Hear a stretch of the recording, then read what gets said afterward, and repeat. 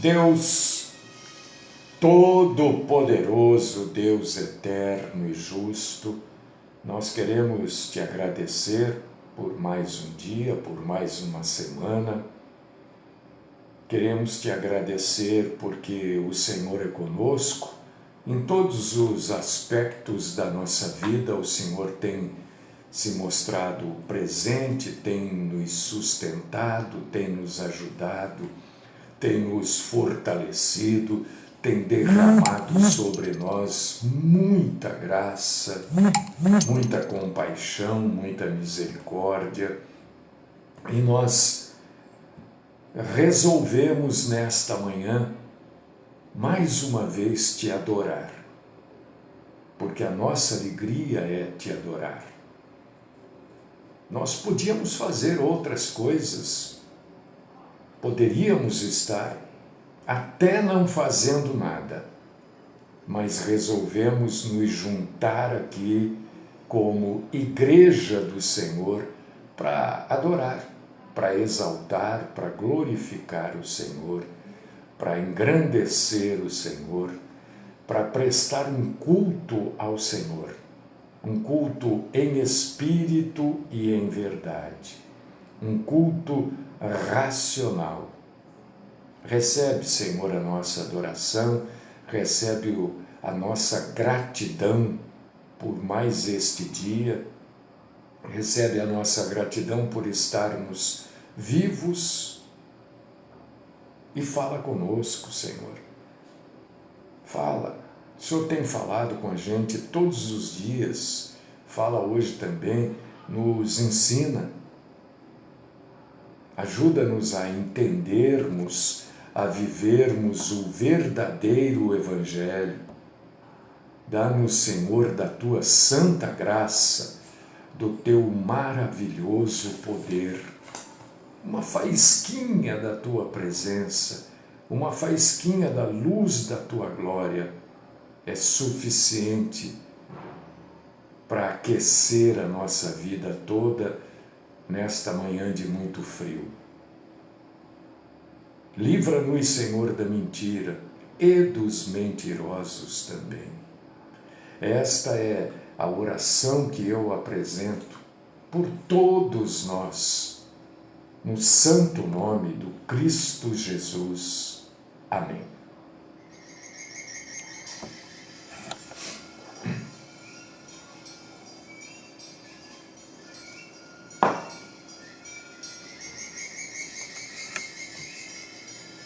Muito bem, amados irmãos e queridas irmãs, hoje, neste culto de adoração a Deus desta manhã,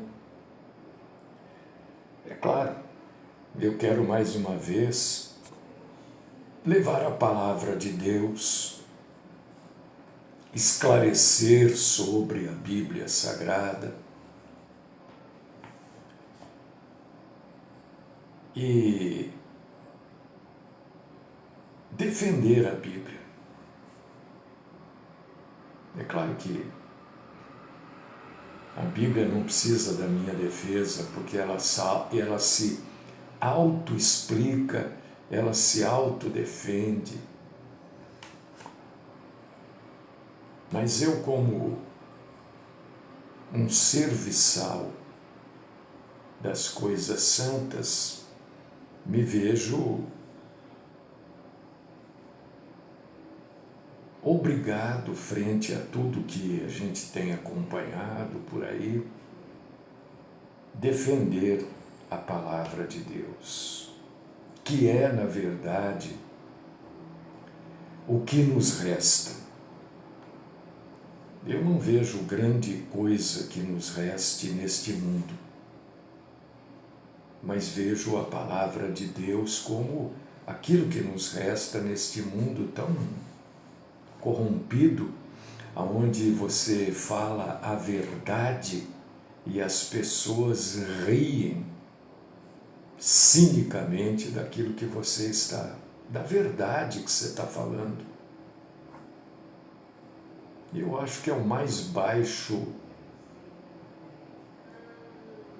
ou melhor, o mais alto grau de cinismo que o ser humano pode reter em si é rir da verdade. Porque eu vejo que nesses dias aqui, e as coisas devem ficar cada vez mais, difíceis, piores para nós cristãos,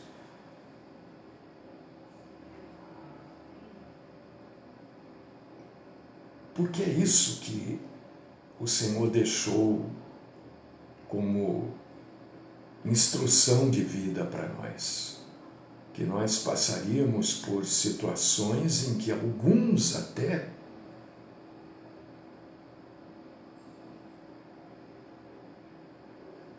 eu não sei se abandonarão a fé ou dirão que abandonaram a fé. Simplesmente falarão, verbalizarão para poder continuar convivendo neste mundo.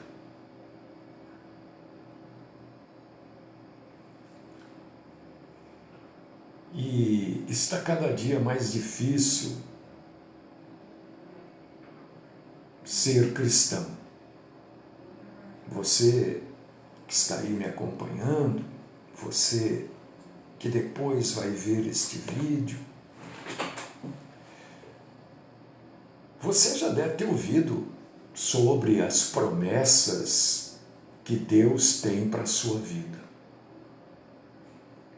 Você já deve ter ouvido, sei lá se você ainda não ouve, eu não sei, de repente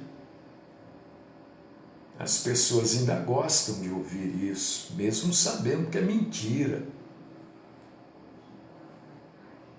Daquelas promessas que Jesus tem sobre sua vida, sobre a vitória que está a caminho diante da tribulação que você tem enfrentado. Porque este tipo de coisa que eu estou falando aqui, este tipo de adocicamento,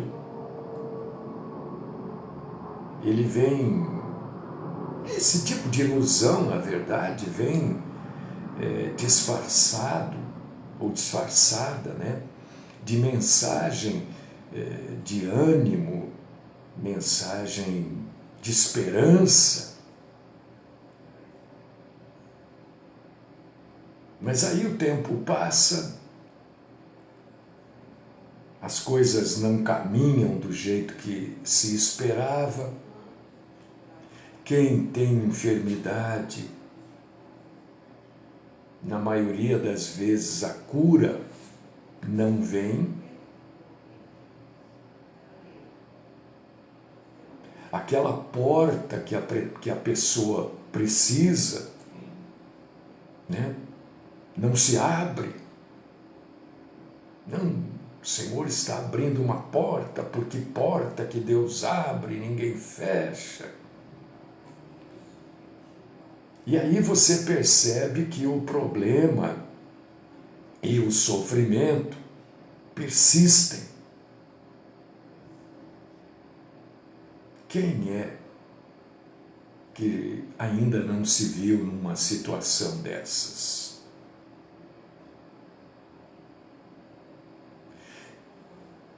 Quem dos seres humanos só tem vitórias para contar? Quem? Quem nunca sofreu ou viu-se mergulhado em um problema a ponto de ter que se adaptar por longos períodos a uma realidade que não era esperada.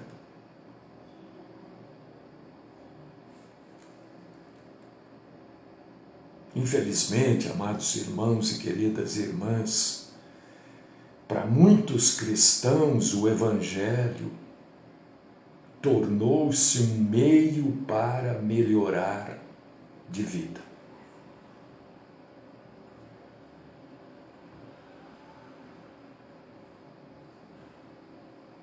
muitos ouvintes deste engano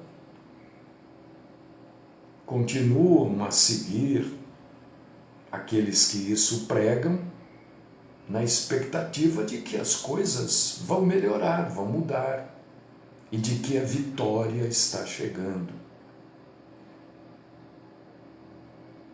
E as pessoas seguem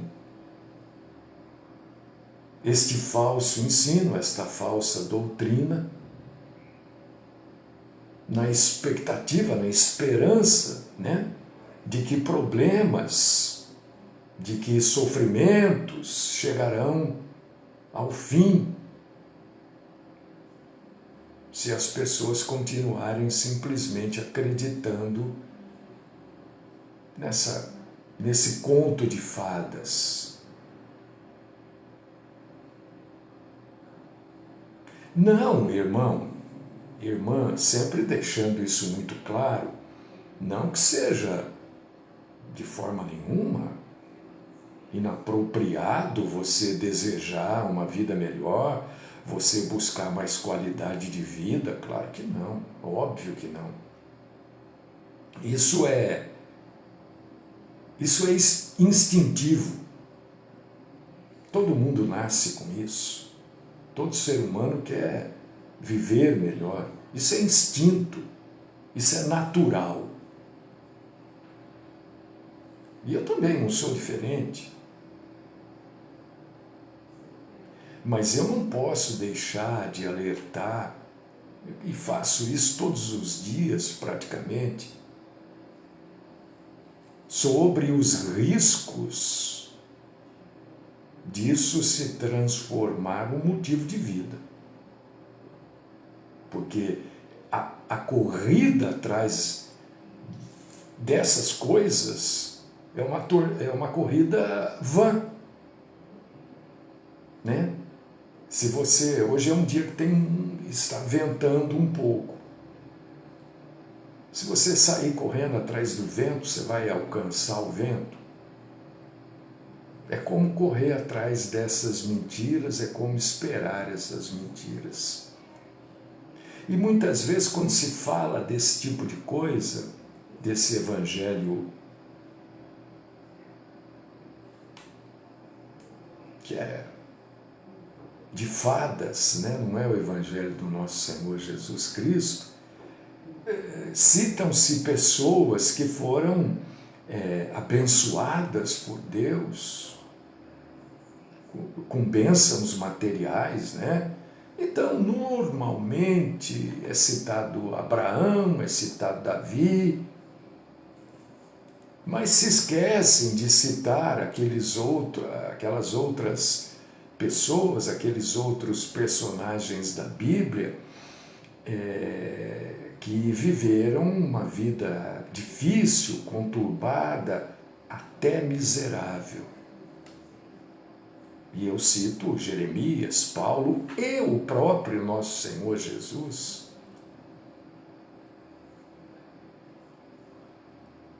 E quando a Bíblia fala daqueles que tiveram uma vida fisicamente, materialmente abastada, e fala daqueles que tiveram uma vida miserável, a Bíblia está dizendo que os dois lados são comuns na vida do cristão, porque cita homens e mulheres de fé com uma vida boa, mas cita também com uma vida mais difícil.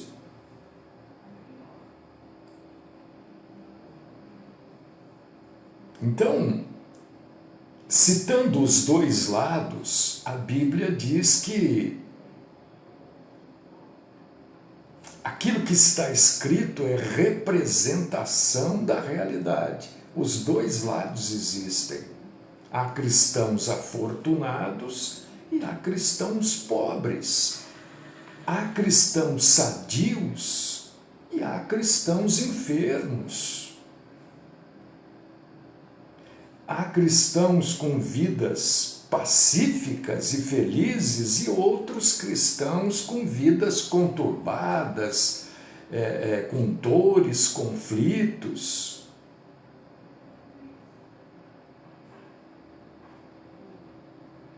Mas se a gente for, isso é a minha cabeça que pensa desta forma, você não é obrigado a concordar, não, agora você não é obrigado a concordar. Porque se a gente fizer, eu penso assim, que se a gente fizer uma pesquisa, a gente não vai encontrar nessa pesquisa provas definitivas de que ser cristão traga algum tipo de vantagem neste mundo, exceto nos relacionamentos, e às vezes até com muitas ressalvas, né? Porque até aí, às vezes, a gente vê problema em ser cristão. Porque os problemas existem para os cristãos mesmo. Então você deve estar perguntando assim, bom, se tudo isso que você está colocando é verdade, e é verdade porque é bíblico, então qual a vantagem de ser cristão? Qual a vantagem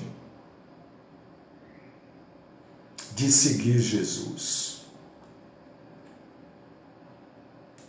O que o Evangelho, na verdade, tem de diferente de qualquer outra mensagem? Então, para responder esta pergunta, a gente precisa entender o que é Evangelho, né?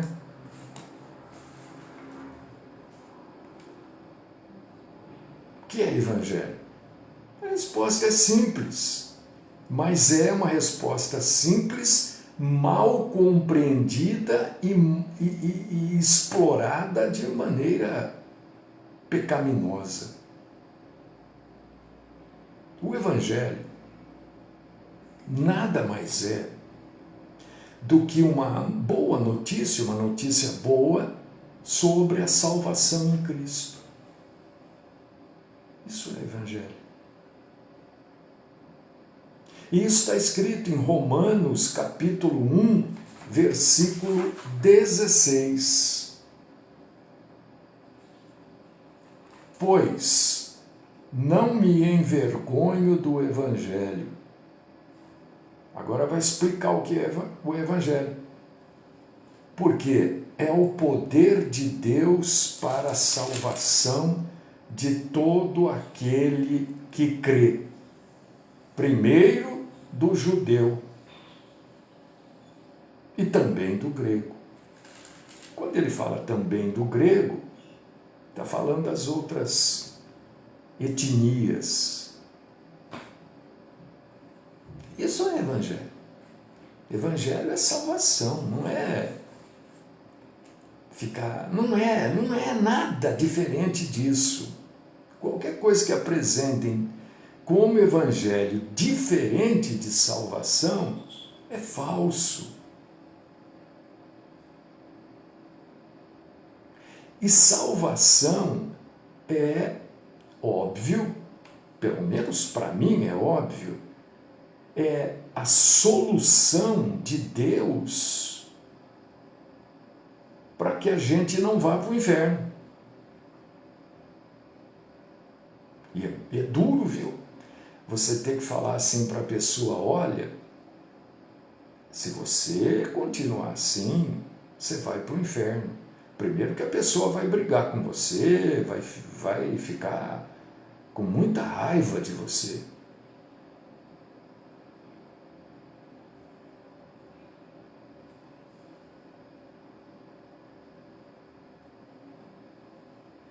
Então o Evangelho é sobre aquilo que está por vir.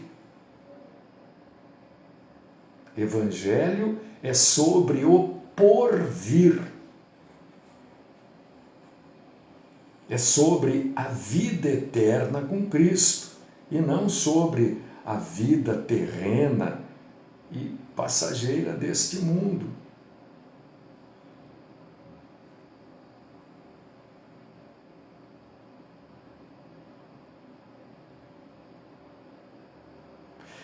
que os meus irmãos e irmãs precisam entender.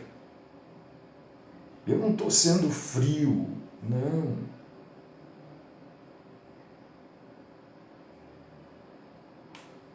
Eu estou sendo bíblico. E a Bíblia às vezes é fria. Porque Jesus é radical, né?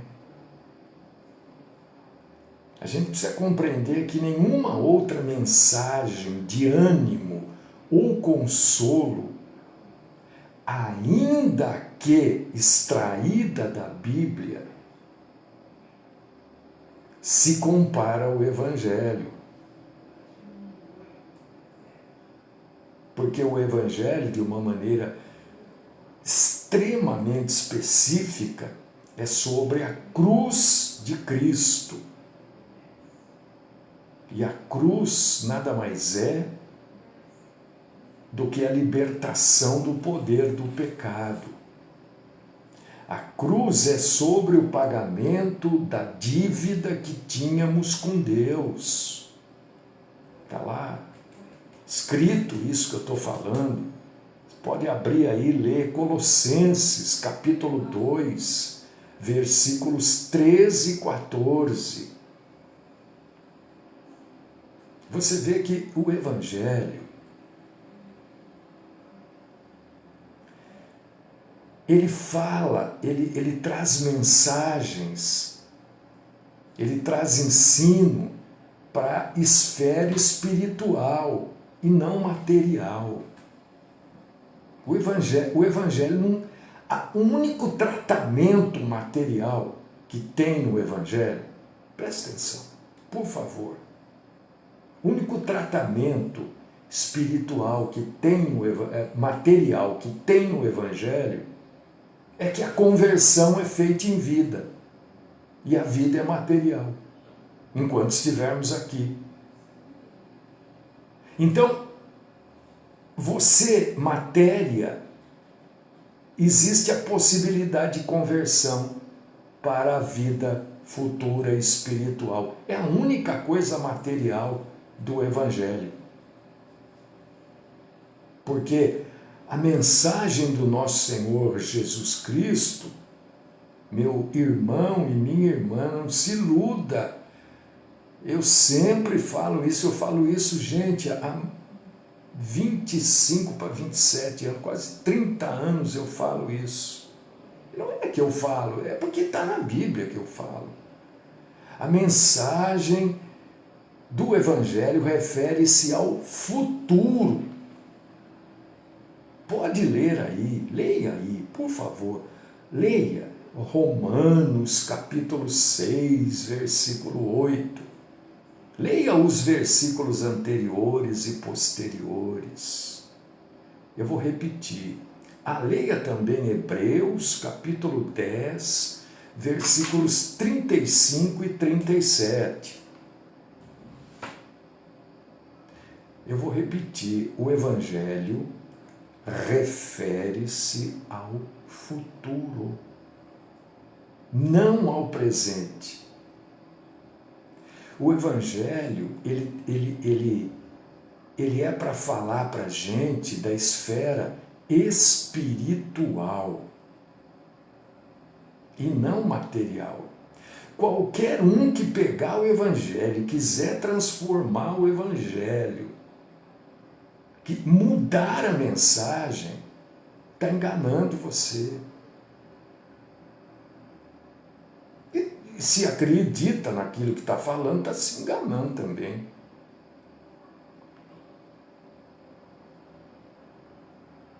E tudo isso, você vai dizer, mas tudo isso é muito abstrato. Exatamente, é muito abstrato mesmo. Por causa disso que tem uma palavra na Bíblia, Hebreus, acho que é aí mesmo, Hebreus capítulo 10, versículo 38, que diz assim, que o justo viverá pela fé.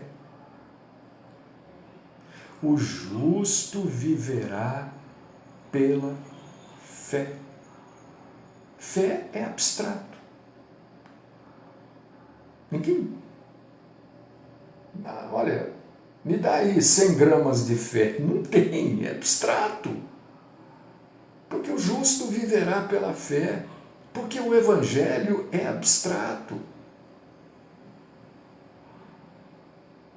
Jesus nunca convidou, e nenhum apóstolo também. Quando eu digo Jesus e os seus apóstolos, né? Discípulos.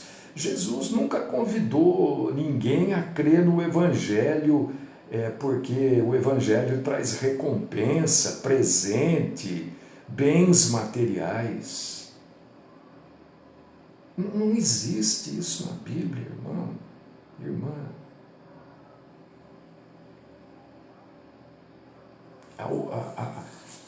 As pregações, as falações de Jesus era exatamente o contrário disso. Jesus chamava as pessoas ao arrependimento e anunciava a vinda do reino de Deus. Está lá em Mateus capítulo 4, versículo 17, irmão, irmã.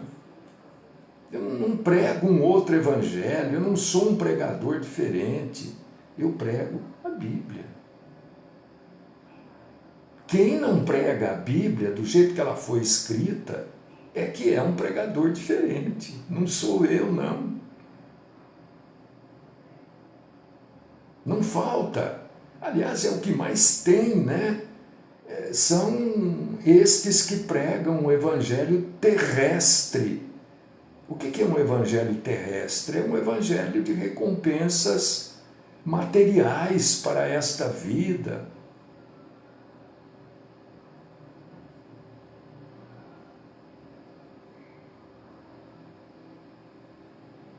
Agora, quem prega o evangelho espiritual é um ou outro mesmo. É um ou outro. Não são esses uns ou outros que são diferentes. São esses que pregam um evangelho de recompensa material para esta vida e usam as passagens bíblicas para sustentar as suas loucuras. Mensagens limitadas aos anseios carnais, carregados de egoísmo, de vaidade, nesta busca infinita de satisfação humana.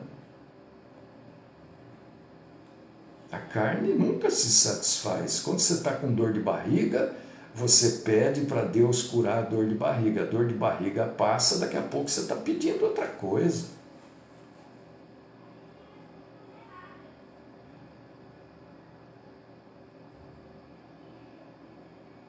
Você deve estar falando assim, eita, mas agora então o negócio pegou, porque do jeito que ele está falando aí, o Evangelho não traz nenhuma mudança positiva para a nossa vida.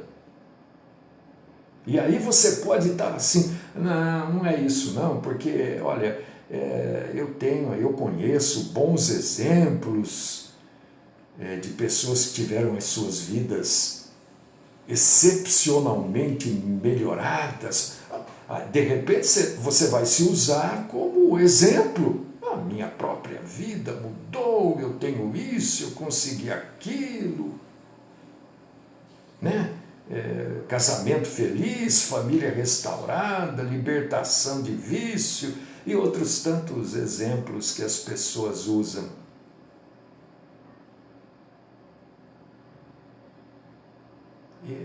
Eu diria para você, este aí é o ponto-chave em que o verdadeiro evangelho opera. É o ponto-chave, meu irmão. A mensagem bíblica é a realidade do dia a dia que vai operando em nós mudanças através do Evangelho.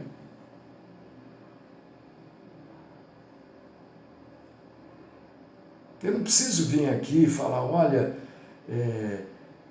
Jesus vai te curar.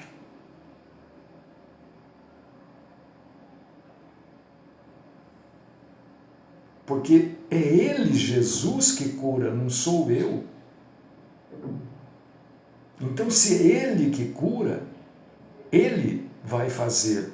Não sou eu que vou anunciar o que Ele vai fazer. Porque eu nem sei se Ele quer te curar. Talvez Ele queira que você conviva com isso. Não sei, ninguém sabe. Talvez Deus esteja fazendo você passar por um momento financeiro terrível.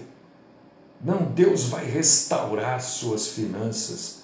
Ora, se o Senhor é que vai fazê-lo, como é que eu posso anunciar aqui? Se eu nem sei se Ele quer isso, porque talvez através da sua dificuldade financeira, Deus esteja trabalhando na sua vida.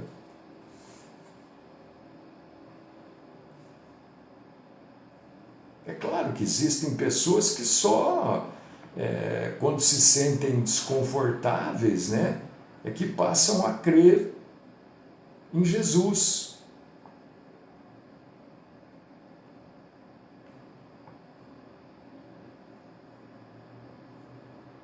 Se você abrir a sua Bíblia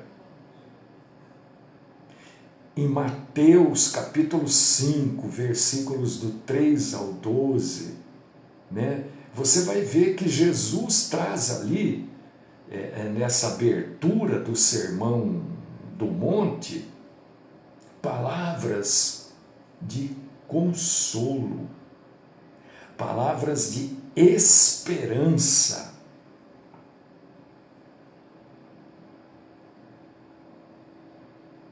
Por quê?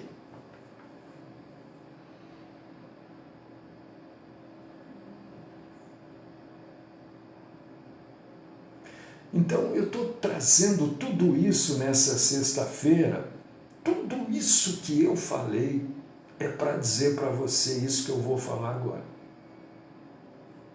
E isto é o que a Bíblia diz, e é completamente contrário ao que as pessoas dizem, do que as pessoas dizem.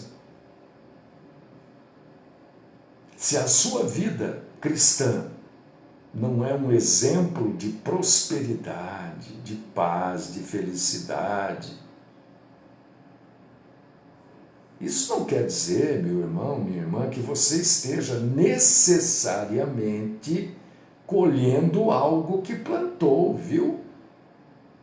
Muito menos quer dizer necessariamente que você é mais pecador do que aqueles que parecem mais abençoados.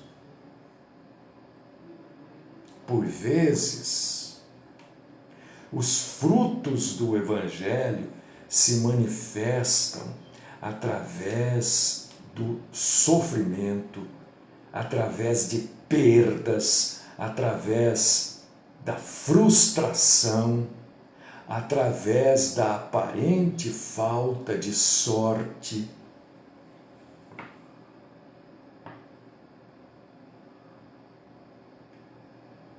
Mas também podem ser vistos numa vida pacífica, próspera e feliz. Quem sabe, meu queridíssimo irmão e minha queridíssima irmã, você não esteja precisando atualizar definições de palavras como bênção, compreensão, crer. Será que você não está precisando atualizar aqui? O que essas palavras querem dizer realmente? Será que você não está usando definições para essas palavras que você aprendeu lá atrás e que não tem nada a ver com o verdadeiro Evangelho?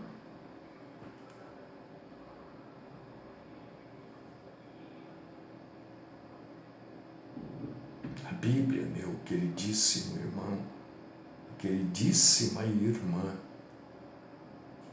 não é um manual de como obter recompensas. Olha, em tal lugar da Bíblia diz que se eu fizer assim, não, a Bíblia não é isso. Olha, se eu ler aquele salmo não sei quantas vezes eu vou ser curado. Não, a Bíblia também não é isso.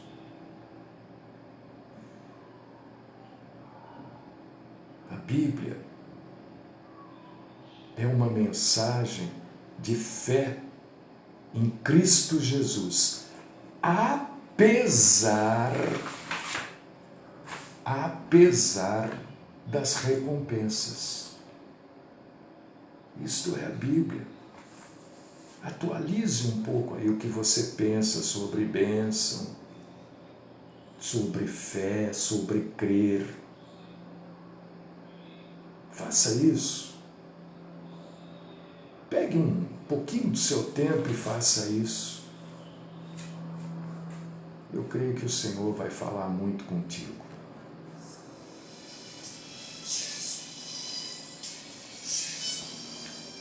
Pai Deus Todo-Poderoso, nós te exaltamos, te glorificamos, porque o Senhor quer que a gente esteja sempre em sintonia contigo. E às vezes a gente esquece de atualizar a nossa mente.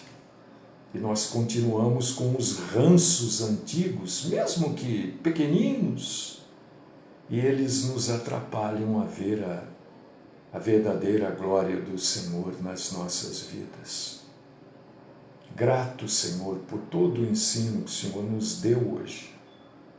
Grato, Senhor, por mais uma semana que está chegando ao fim. Grato pela semana que vai chegar. E se for da tua vontade, traga-nos de volta aqui na segunda-feira para te exaltar e te glorificar. Esta é a minha oração no nome do Cristo Jesus. Amém.